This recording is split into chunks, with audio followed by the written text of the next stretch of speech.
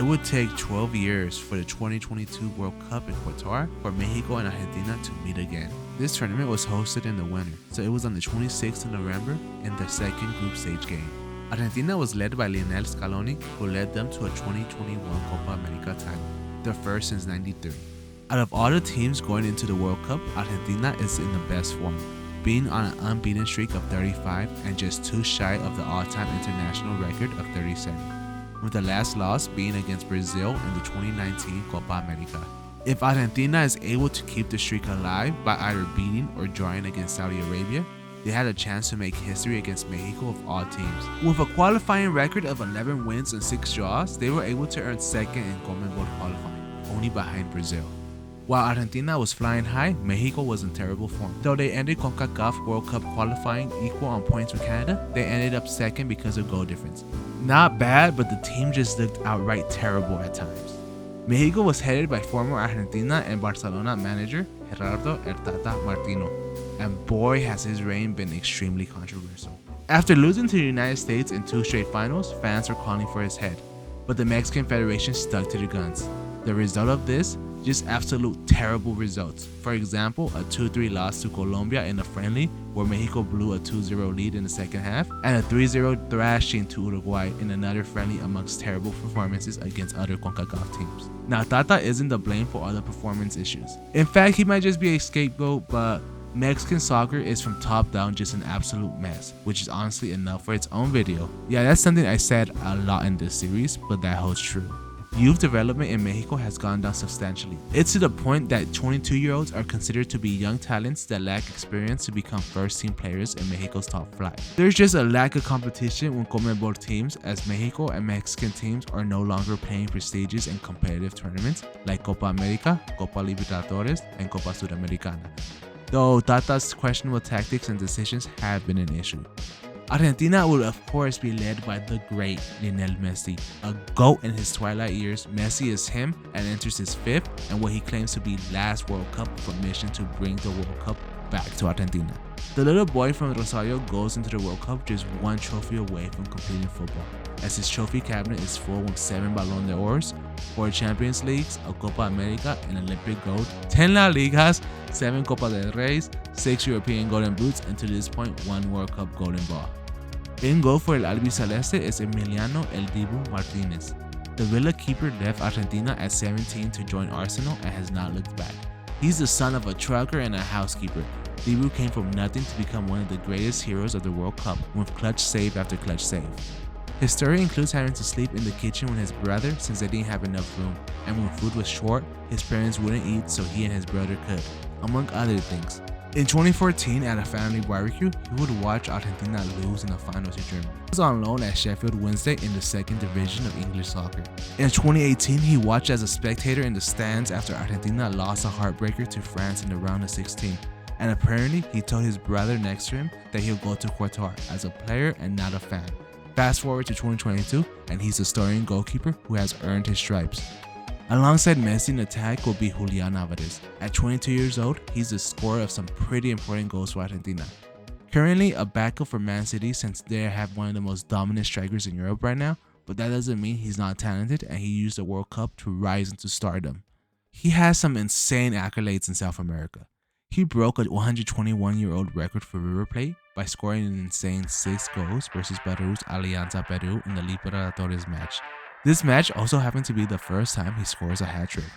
He was on Real Madrid's radar since he was 11, having a trial with Los Merengues, but he couldn't sign with the team because of Madrid's policy that states that foreign talent must be at least 13 years old before they could sign with the academy. He won almost everything he could win with River, leaving Argentina with a Libertadores, a Copa Argentina, and a Primera División, while internationally winning a Copa America, all before the age of 21. Then there's Ángel Di María. If it wasn't for Messi, we'd be talking about how Argentina was being led by him. One of the greatest talents of his generation, El Fideo has been Messi's right-hand man for years. The scorer of the goal that gave Argentina their first Copa America in 28 years with his goal versus Brazil in the 2021 Copa America final. The other boy from Rosario, he's a big-time player for the team, and when you talk about Argentina over the last 15 years, he'll probably be the second person you think of. He's the winner of a U20 World Cup. He's the scorer of the goal that gave Argentina an Olympic gold medal. He helped lead Real Madrid to their 10th Champions League with a run that led to Bale's goal that gave Madrid the lead in the 110th minute, which won him man of the match. You could just say he's him. For Mexico, the squad is very weak, with some controversial players being caught up over players that many felt like are in better form or more deserving. And before I get into that, let me introduce some key players for Mexico. 𝑚𝒂𝒄𝒌 is on the roster for his 5th World Cup, though he didn't make an appearance in 2006 and 2010. The goalkeeper has become the World Cup keeper, with his historic performance after historic performance on the world's biggest stage. And while these performances don't really translate to better career moves, it seems like every 4 years he just spawns in Mexico's goal as its protector. The midfield anchor is Edson Álvarez. He was linked with a move to Chelsea over that summer, but because Ajax had lost so many key players, he wasn't allowed to move. Edson is next in line to take Mexico's captain's armband and is considered by many to be their best player. Up front leading the attack is Edwin El Chucky Lozano. The Napoli man is the scorer of the goal that gave hope to Mexico in their victory over Germany in the 2018 World Cup. And while injuries have stopped his growth as a player, he will be where a bulk of Mexico's attack comes from. And then there's Real Betis' Andrés Guardado, who will most likely be taking a role like Rafa Márquez took in 2018 and 𝒂𝒂𝒄 did in 2010. An experienced leader that, while not being able to play many minutes, can play some big minutes if needed. Starting striker is going to be Henry Martin, but also on this roster is forward Raúl Jiménez, a controversial pick from El Tata. He was a beast at his peak with Wolves, having seasons of 17 goals and 8 assists in 2018 and 2019, and 27 goals and 10 assists in 2019 and 2020. Though a freak injury where he cracked his skull almost ended his career, and according to what doctors told him, his life. After his return from injury, he's been a shell of his former self, and understandably so considering his injury. His spot in the World Cup squad was at risk thanks to a combination of bad form and a groin injury that he got in August of 2022, causing him to be out until a week before the World Cup, where he played for Mexico versus Sweden. A move that caused many to question his ability to play after being shown struggling to lift his own leg during warm-ups. But somehow he was healthy enough to earn a spot in Tata's eyes over the likes of Santiago Jimenez, and to many even Chicharito. Speaking of those two, let me get into those not caught up by Tata that left many people questioning his squad selection. There is Santiago El Bebote Jimenez, an Argentina-born striker who was raised in Mexico and the son of former Liga MX and former Mexican national Cristian El Chaco Jimenez. Going into the tournament, he's Mexico's most informed striker, scoring 5 goals in 5 matches in Liga MX with Cruz Azul before he moved to Dutch club Feyenoord, where he scored 6 more goals coming off the bench. 2 goals in 12 appearances, though only 442 minutes in the Dutch league, while also netting 4 goals in 6 appearances only in 173 minutes in the Europa League. Enough to become the competition's top goal scorer. He was left off because apparently he didn't do enough to challenge the hierarchy of a national team that included 2 players that spent most of the months leading up to the tournament injured. And then there's El Chicharito Hernández, the Mexican legend and the top goal scorer for Mexico's men's national team. The former Manchester United and Real Madrid striker is spending the tail end of his career in the MLS with the LA Galaxy, but he is informed for the club, scoring 18 goals in the 22 season and 17 the season before. But even with Mexico's striker problem going into the World Cup, it is reported that behavior issues have kept El Chicharito from being caught up over a majority of El Tata's tenure, even in 2021 when he was R3's only informed striker. Then there's El Tecatito Corona, Mexico's most creative dribbler, had to miss the World Cup at his peak thanks to an ankle injury that he got in August, though that didn't stop El Tata from naming him to his 31-man list and trying to take him to the World Cup if it wasn't for Sevilla coming in and putting their foot down. And then there's the one that they sarcastically call the Mexican Messi, Diego Lainez. He has been suffering from a lack of game time after moving to the old world with lack of minutes in Real Betis and Braga. And while hindsight shows that he didn't live up to expectations at the time, he always seems to bring the magic when he plays off the bench for Mexico. And thanks to El Tecatito's injury, he could have fulfilled the creative winger role, but the lack of minutes did understandably leave him off the squad. Though many will argue that he is better or offers more than both Uriel Antuna and El Piojo Alvarado. One thing is for sure, this isn't Mexico of old.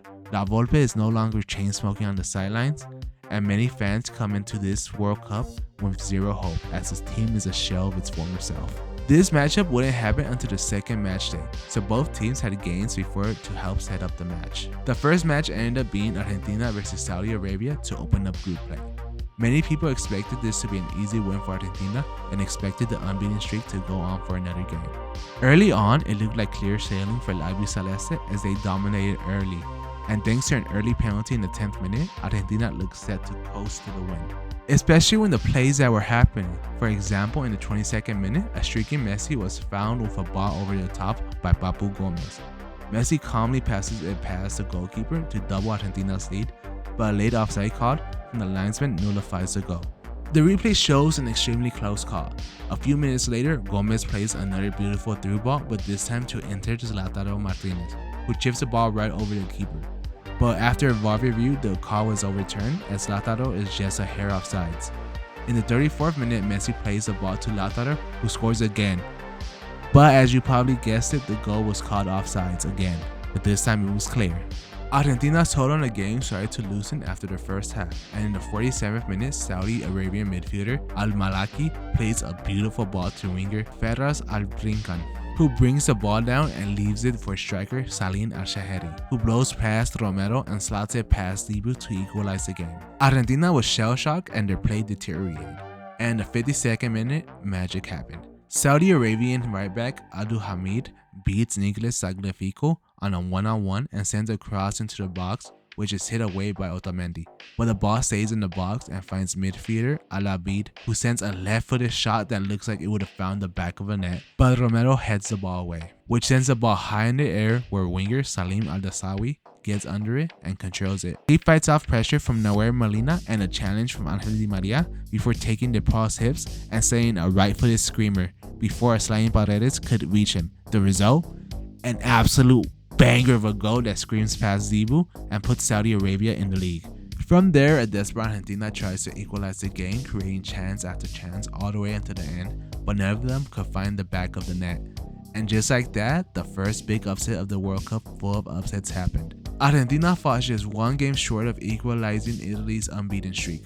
Mexico opened up their campaign by facing a Polish team led by one of the best forwards of his generation, Robert Lewandowski. The game was honestly pretty boring, with Mexico dominating possession but not being able to do anything with the ball, only mindlessly sending cross after cross with no one able to finish it. In the 4th minute, Chivas winger and Mexico's 10, Alexis Vega, missed a clear chance after a tricky cross finds him back post, but he loses the ball in the air and completely whiffs it. Then again, in the 25th, Vega misses another clear chance after a good cross from Héctor Herrera finds him, but he couldn't head it in. The start of the game was just that, some chances, but no one there to finish it. Then, in the 52nd minute, disaster struck for Mexico, when an Edson Alvarez mistake leads to a Lewandowski 3-on-1 situation that ended with the Barca man and Monterrey defender Héctor Moreno in a grappling match. This holds up Lewandowski just enough for Ochoa to come out and cut Lewandowski off, allowing for Mexico to clear the ball. Play continued for a bit, but the next time the ball went out, there was a VAR review. A penalty is called and the hearts of Mexico fans everywhere dropped. A loss to Poland would surely leave Mexico limited. Many fans expected a loss to Argentina, and Saudi Arabia's upset win had the most pessimistic of Mexico fans thinking that this Mexican team was going to end up with 0 points. Mexico's hero of the last 2 World Cups didn't leave much hope for the 3 fans either. The joke is that World Cup Memo is the greatest goalkeeper of all time. However, no amount of World Cup shenanigans could allow Mexico fans to think that he could block a penalty from one of the greatest penalty kick takers in recent memory. Lewandowski's made 71 out of 79 penalties in his career. For as good as a shot blocker that Memo is, he has 2 clear weaknesses: knowing when to come off his line and penalties. This is a chart of every single penalty that Memo has faced, penalty shootouts included. His save rate is just terrible. He's only blocked 19, or about 15.6% of all penalties that he's faced. If we add the 7 times the shooter just flat out missed, the percentage comes out to about 21%, which is still below the average by about 3%. Going into the tournament and counting shootouts, he's only blocked 1 out of the last 28 penalties, while Lewandowski has not missed a penalty for Poland since 2010. And now let me add the penalty to the chart. Yeah, 𝒔𝒊𝒂𝒄𝒌 added to his World Cup legend by adding a penalty block against a world-class penalty taker to keep Mexico level. This is the first time a Mexican has blocked a penalty from Mexico since 1930, when Oscar Bonfiglio did it. Nothing else really happened during the rest of the game, and it finished level with both teams reluctantly taking a point. To many Mexico fans, this felt like a loss, as many felt like Mexico didn't take advantage of Argentina's loss, and a win would have put 𝒐𝒏𝒄𝒌 in the driver's seat for first in the group. This would have given Mexico a chance to bypass France in the round of 16, as many expected them to win their group. Going into match day 2, this is how the group table looked. Before the Argentina-Mexico matchup, Saudi Arabia and Poland faced off against each other at Education City Stadium, a game that Argentina desperately needed to be a draw or Saudi Arabia win, or else a Mexico upset could leave Argentina eliminated. And then this happened. Goals by Poland in the 39th and 82nd gave Poland a 2-0 win. The absolute worst case scenario for Argentina had happened. For Mexico, a win would be legendary. El Tata's sins would be forgiven, and if Argentinian-born striker Rogelio Funes Mori scored the winning goal, he would have a statue built to him next to El Ángel de Independencia. Okay, I'm obviously exaggerating, but being the reason one of the GOATs' last dance is cut short would obviously be a huge accomplishment. The game was played a few hours after the Poland-Saudi Arabia match at the Lofi Stadium with an attendance of 88,966, making it the 8th most attended game in World Cup history. Argentina struck with their 4-4-2 with lots of changes in personnel. The front two of Lautaro playing as the 9 and Messi playing behind him stayed the same. 𝑺𝒐𝒐 Di Maria on the right wing and DePaul as a 6, but Leandro Paredes was replaced by former America star Guido Rodriguez, and Alexis McAllister replaces Papu Gomez on the left flank. The back line was where most of the changes were made, as Otamendi was the only person to stay from the last game, with Molina, Romero, and Tagliafico being replaced by Montiel, Lisandro Martinez, and Marcos Acuña. A drastic change with many players being carried over from Argentina's 4-0 win in a friendly against Mexico in 2019. Mexico did even more drastic changes. They switched from Tata's trusty 4-3-3 formation, when he used some sort of similar variant in all but 7 of his 64 games as manager for 𝒐𝒏𝒄𝒌, opting instead to go to a 5-3-2, as if he was channeling his inner La Volpe. However, unlike La Volpe, Tata's 5-3-2 was toothless, choosing to shockingly start the game with no true striker, instead opting to use wingers Edwin Lozano and Alexis Vega as strikers. The decisions in the mid were no less baffling. Tata opted to start 32-year-old Héctor Herrera, who has been struggling after his move to MLS side Houston Dynamo and has been in the worst form of his life. Alongside him was Betis player and Mexico's captain Andrés Guardado, who at 36 had his best soccer behind him and struggles to play a whole game at a high level given his mileage. Given the experience, it was one thing to start one or the other, but to start both of them like it was 2016 is just shooting yourself in the foot. Alongside them was World Cup standout Luis Chávez. This left Mexico's best midfielder and arguably best player in Edson Álvarez on the bench. The backline had Kelvin Alvarez at right wing back. He was making his World Cup debut.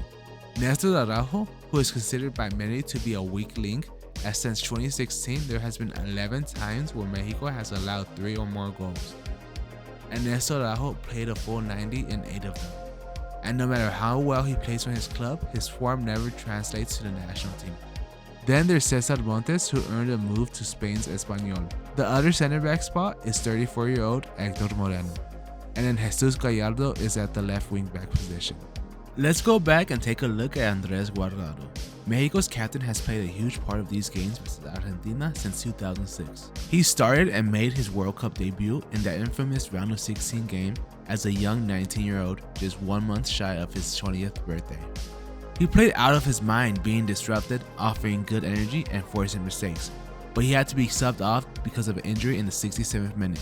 But the question coming into the game was, do he and Herrera, the team that have led Mexico for years, have enough in the tank for one last hurrah against one of the greatest teams in the world, and the tournament favorites led by a legend on a mission to conquer his final peak? The game started with some back and forth between the two teams, reminiscent of that 2010 meeting. However, as the game went on, it started looking less and less like those matches from the 2000s. Mexico was just sitting back and waiting for an Argentinian mistake before they would attack. It became clear they weren't playing for the win, they were playing not to lose. Though in the first half, Mexico did a great job in pressuring and limiting options. 𝒂𝒑𝒂𝒄𝒌 was their target of choice, pressuring him hard and early, causing several turnovers that led to some serious chances. Guardado in particular was a big force behind the pressure. It's as if he turned the clock back to 2006 and was causing all sorts of havoc with his defensive pressure, winning possession after possession and disrupting Argentina. In the 9th minute, Mexico had the first big chance of the game with a free kick from about 45 yards out. It was sent to the front post by Luis Chavez. Montes is able to get there and just get his foot on the ball to send it to the back post, where an open Héctor Moreno was too slow to reach it. The midfield battle would last deep into the first half, as neither team would register a shot until the 40th minute, where a quickly played Argentina corner leads to a cross from Di Maria to Lautaro, who beat Cesar Montes to the ball, but it sails way over. The first half ends with neither team having a shot on target. Before the corner, bad news struck Mexico as Andrés Guardado starts to limp on the field. He quickly asks for the sub. He limps off the field to a standing ovation in a stadium with over 80,000 spectators. His face only showed frustration as he couldn't finish the first half of such a pivotal game. 5 World Cup call-ups, 179 appearances in the tricolor, most for the Mexican national team, and 10th all-time on the Mexican scoring list. His resume speaks for itself as he is one of the best players to ever put on a Mexico jersey. In what was believed to be his last game wearing a tricolor, he gave it his all and did what he was asked to do. And though he did get some minutes in a friendly against the USA in a 2-0 win in 2024 as a goodbye to the national team, this moment forever will be his last minutes of meaningful soccer for the tricolor. He would end up retiring in 2024 after a return to Mexico. But man, was his career a great one, being a top 5 Mexican player of all time.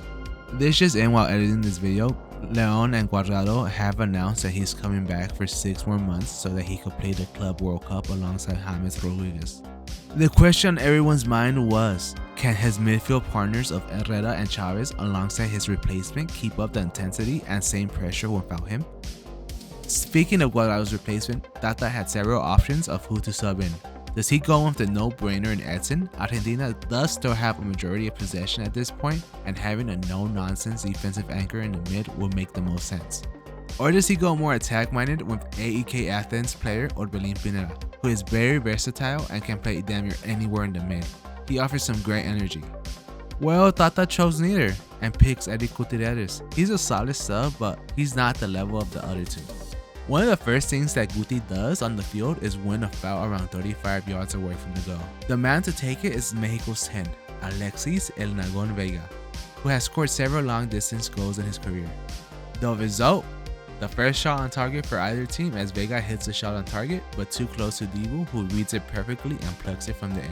You start to see Guardado's absent in the mid, as in the dying embers of the first half, Argentina starts to get more comfortable on the ball. Their build-up starts to lead to more chances being created before the half ends. The first half was uneventful though. Mexico somehow ended up with more shots than Argentina despite playing a much more defensive game, with 3 shots to Argentina's 1. Though Argentina did dominate possession while having the ball 67% of the time compared to Mexico's 32%. Argentina was not looking good at all. Sure, they had some possession, but outside the last 2 plays in the first half, they didn't create anything while Mexico stepped back and prayed that either Vega or Chucky could make some magic. If the score stayed the same, then Argentina was at best 45 minutes from a round of 16 matchup as 2nd seed in their group, likely against the defending champions in France. And then there was always a possibility of Mexico striking first, leaving El Albiceleste out of the group stage. The second half starts with more of the same, with Mexico sitting back and forcing mistakes that should have been capitalized on, while Argentina controls possession. Slowly, Mexico's game plan starts to go into the gutter as fatigue starts to set in. Instead of attacking with some numbers, the plan starts to devolve into long balls to Alexis or Chucky, effectively leaving them outnumbered with only 2 attackers. 10 minutes into the half, Mexico's intensity has all but disappeared. Their midfield starts to be overrun by Argentina's. And it seems the plan now was just to absorb Argentina's attack and pray for a draw. Mexico desperately needed some fresh bodies off the bench, especially since by minute 63, Argentina had already used 3 subs, while Mexico still only had done the Guardado sub. Argentina's team was refreshed as in the 57th minute, Guido was subbed off for Benfica's Enzo Fernandez, and in the 63rd there was a double sub of 𝒊𝒕𝒖𝒍𝒐 coming off for Julian Alvarez and Molina coming on for Montiel. Common consensus was that Edson Alvarez should have been subbed in as the midfield desperately needed a refresh. This World Cup introduced a concept of sub windows. After COVID-19, many leagues around the world introduced a rule change that allowed teams to make up to 5 subs in the game instead of 3. This World Cup was a little different. If a manager wanted to use 5 subs, they would now have 3 different windows to use all of the subs instead of being able to use them whenever. After the first half sub, Mexico only had 2 sub windows to use 4 subs to go. More than enough time for the fresh bodies to get to work. How did Mexico respond? They subbed off a tired Vega for Odier Antuna and right wing back Kevin Alvarez for Raul Jimenez, of all people. However, before the subs happened, disaster struck Mexico. At the 64th minute, Messi gets the ball deep in the midfield. He passes it to Enzo and makes a run towards the ball as Enzo plays it to Di Maria. Herrera, who was marking Messi, decides to follow Messi for a few steps before deciding for some reason it was best to ignore Messi and guard no one. Di Maria passes it to Messi, who is still around 25 yards from the goal. He takes a touch and after a few steps sends it to the back corner. Herrera was too late to even complicate things for him. And just like that, when his country needed him most, Messi was able to do Messi magic and put his team in the driver's seat towards victory. A desperate Mexico starts to attack more in response to the goal. A loss means that Mexico's World Cup hopes rely on them beating Saudi Arabia by a crab blow to even guarantee a spot in the round of 16. Argentina responds to Mexico's sudden urgency in attack by subbing in Cristian Romero for Di Maria and taking advantage of the gaps Mexico leave as they search for an equalizer. For Mexico's 4th sub, Tata decided to take out a tired and frustrated Lozano for Piojo Alvarado. It was probably the best they could do given the people they left at home. In doing this, he decided to keep a tired Herrera in as he was out of sub windows. Not the best course of action when 2 better midfielders who each offer something different than Edson and Orbelin on the bench not seeing time. And again, while Edson would have admittedly not offered much on the attack, he would have been the perfect role in being the best player available to stop any Argentina counterattack. Something they had lots of, as el 𝒊𝒕𝒖𝒍𝒐 looked like they were the more dangerous team going forward. Mexico would have several corners, but nothing would come of them. In the 85th minute, after one of these corners, the ball would land at the feet of Alvarado, who sends in a cross into a box where 7 Mexico players were waiting for any chance to get a header off. And it goes way short. It doesn't even reach the box. Instead, it falls to Palacios, who heads the ball to Messi. Messi holds up the play for a bit and sends the ball to 𝒊𝒕𝒖𝒍𝒐, who would have a clear goal-scoring chance if it wasn't for Gallardo's amazing slide tackle. The resulting throw-in leads to a corner for Argentina. 𝒊𝒕𝒖𝒍𝒐 takes his time getting the ball and setting up the corner. He plays it short to Messi, who passes it to an open Enzo just outside the 18-yard box on the left wing. He takes a few touches and throws in a few step-overs and feints. From just near the corner of the box, when very light pressure from Guti, he shoots it and scores an absolute beauty of a goal, beating Ochoa's effort. And just like that, any hope that Mexico had of making the round of 16 were all but gone. They haven't showed anything going forward in the last 2 years. And if they can't get at least a goal back, they would have to beat Saudi Arabia by at least 4 to guarantee a spot in the round of 16 without it going to tiebreakers. But alas, the goal never came and Argentina cruised to victory. And with this result, they were alive and in the driver's seat of their own fate. As crazy as things were in match day 3 and beyond, it's honestly irrelevant to this video series. Mexico ended up being eliminated on a tiebreaker. They haven't missed the group stage since 1978. Though they did miss 2 World Cups in that period of time due to not qualifying and being banned. The result caused mass outrage, and there have been demands for a change in the way Mexican soccer works. And to be fair, in 2024, Mexico and CONCACAF did return to CONMEBOL for Copa America, but that just ended up being an embarrassment for both Mexico and the US. After Mexico's elimination, World Cup standout Luis Chavez came out saying that the team didn't understand what Tata's game plan against Argentina was, while also taking responsibility by saying the second game, we didn't understand what his plan was. We defended well in the first half, but we had no goals. You can't win a game like that. While Mexico was in shambles after the embarrassing end to the World Cup, Argentina's experience would be totally different. They went on a run all the way to the greatest final in recent history. The result? Well, let me just let Peter Dury take this over. Little Lionel Messi has conquered his final peak. Lionel Messi has shaken hands with paradise. The little boy from Rosario, Santa Fe has just pitched up in heaven.